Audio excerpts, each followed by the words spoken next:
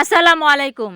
Degree তৃতীয় বর্ষ, ইসলামের ইতিহাস ও সংস্কৃতি, তৃতীয় পত্র। প্রশ্ন সমাধান 2021। ক। চাচনামা গ্রন্থটি ভারতের কোন প্রদেশে ইতিহাস বর্ণনা করেন? সিন্ধু প্রদেশের। খ।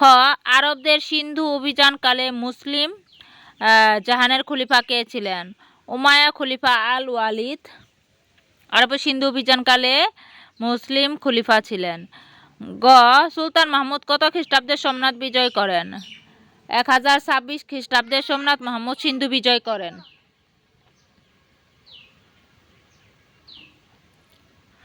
ঘ। গাজনি বংশের প্রতিষ্ঠাতা কে?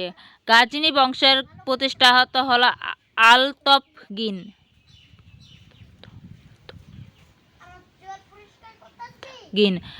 ম 40 চক্র এর বিলোপ সাধন করেন কে?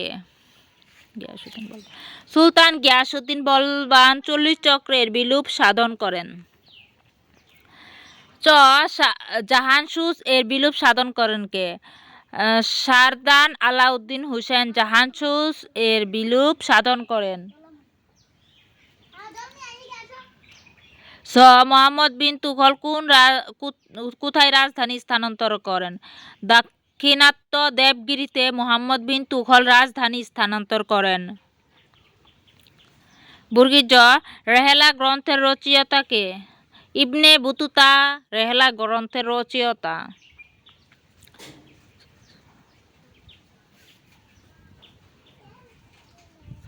ঝ।